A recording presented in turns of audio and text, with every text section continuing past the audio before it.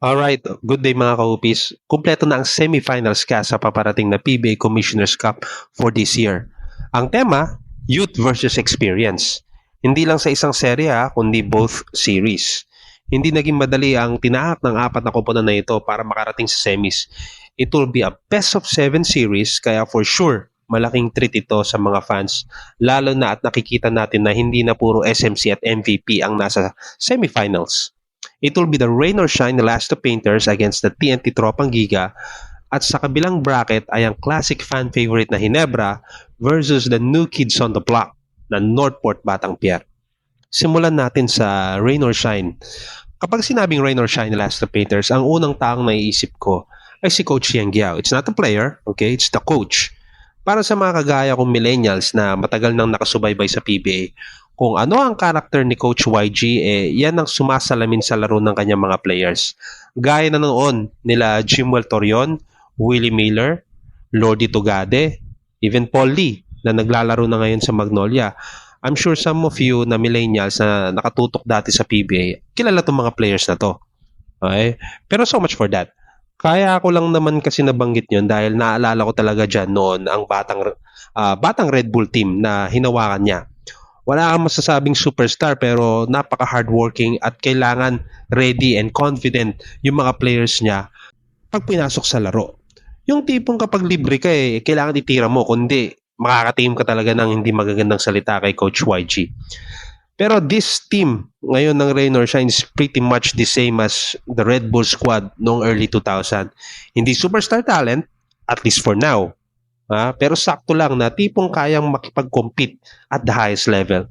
Hindi natatakot kahit sinong opponent pa yan.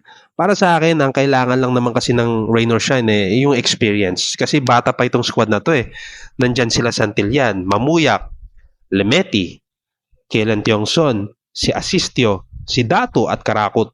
Naisip ko, the potential of this team is very high. Kaya nakaka-excite na may isang independent team ang pwede o possible na mag-dominate sa PBA in the coming future. Now, against their matchup against TNT, sabi ko nga, the experience ang nakikita kong kulang nila. I don't think na they are lacking the right talent to beat a very good squad in TNT. They have been in the playoffs so many times before. Last time was also in the semis against this TNT squad. So tingin ko gusto nila makabawi, which is for me na nakakatakot kung ako ang TNT. Lalo na at ang import nila ay si Dion Thompson na napaka-effective. He doesn't really take too much shots dahil alam niya hindi yun yung kulang hindi kulang ang scoring sa mga teammates niya. He will do what is necessary like rebounds and passing the ball at naniniwala ako na come big time games, he will rise up to the equation. Tingnan na lang natin yung series against Converge. He averaged 31 points, 16 boards, and 7 assists. That is almost a triple-double average. And I think he will be the barometer sa kanilang serye kontra TNT. If he plays well, malaki ang chance nila na matatalo nila ang Tropang Giga, which is a tall task. Punta naman tayo sa makakaharap nila na TNT Tropang Giga. Coming off a championship last Governor's Cup, they are still looking formidable to get another chip. Rough lang ang naging start nila, no? Tambak sila against Eastern sa una nilang laro at naungusan sila ng top-seeded Batang Pier.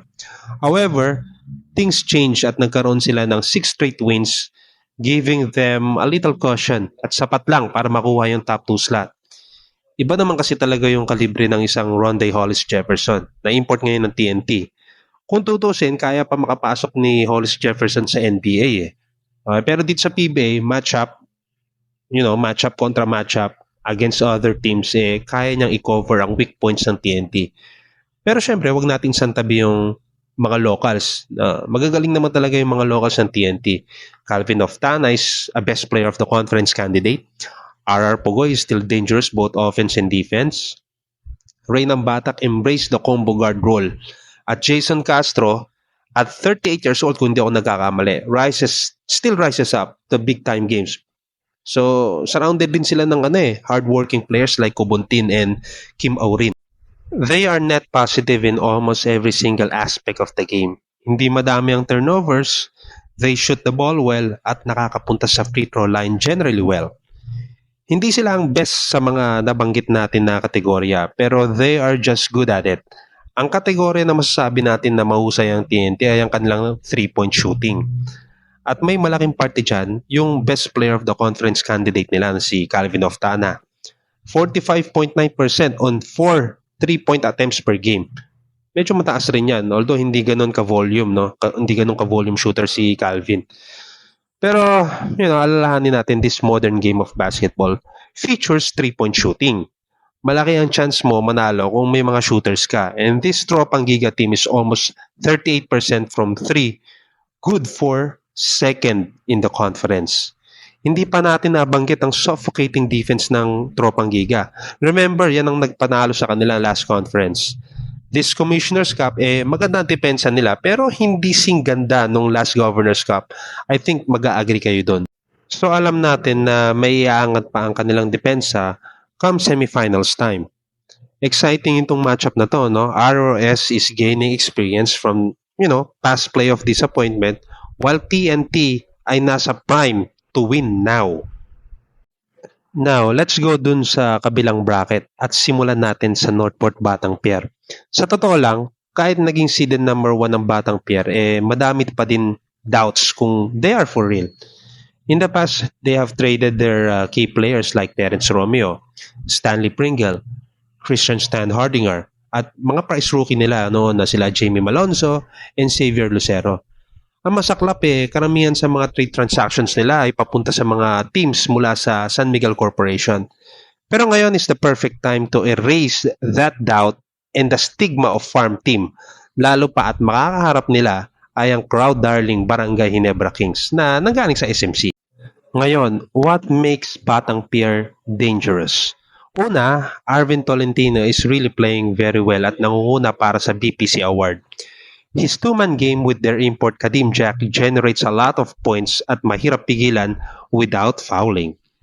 Parehas kasing agile and both can hit perimeter shots. Joshua Munzon naman is having the best conference sa kanyang PBA career and he shines both offense and defense. Pero pansin ko, their success is not only sa tatlong players na nabanggit ko. Will Navarro is also an important player para sa kanila. Sa opensa, wala kang magiging problema sa kanya, whether spotting up, getting shots from second chance, and moving without the ball. Sanay naman kasi siya dito, even nasa Ateneo pa siya under Coach Tab Baldwin. Importante ang movement without the ball kasi alam natin nagke-create ng different at wide open looks. Plus, i-add mo pa dyan na kaya niyang dumipensa sa napakaraming posisyon. Napakahirap makakuha ng mga ganyang players ngayon. Nandyan din yung kagaya nila Franyu at Evan Nelly na napupunan yung mga roles nila sa kanilang koponan. Their style and current situation against Ginebra seems to be perfect. Their relentless pace could be difficult against Ginebra na short ang rotation. Run and gun kasi ang style ng Batang Pier at gumagamit sila ng 8 to 9 man rotation tapos isama mo pa yung fatigue factor ng Gin Kings. Remember, kakatapos lang maglaro sa gilas ng mga players nila gaya nila Scottie Thompson, Jamie Malonzo, and Justin Brownlee. Samantalang ang Batang Pier has more time to prepare and scout sa mga players ng Ginebra. They can just take advantage of their strengths at itong current situation ngayon ng Gin Kings. Last but not the least is Barangay Ginebra. Guys, ang totoo, talent versus talent. Among the semis-cast natin, mas masasabi ko na talent laden ng Ginebra. They have the former MVP in Scottie Thompson, veterans Chapet Aguilar, Troy Rosario, others na sina Ahan Misi, Stephen Holt, RJ Abarientos, Jamie Malonzo, hindi pa nga naglalaro si Jeremiah Gray, and of course, the ever-reliable Justin Brownlee. Now, bumalik tayo sa situation nila. Yung mga gilas players ng Ginebra like Brownlee and Thompson might affect them sa paparating na series and it could be beneficial or unfavorable. Beneficial in a sense na walang kalawang sa magiging laro nila kasi always in action sila. Ang isang disadvantage is, gaya ng sabi ko, ay ang fatigue. Guys, tandaan natin, Ginebra is always in the playoffs. Umabot sila ng finals last conference at ngayon naman may another playoff run sila. Sinama mo pa yung nakaraang FIBA games. So, kapag sinama mo yun, malamang sa malamang, magfa-fatigue talaga yan at some point sa mga laro nila.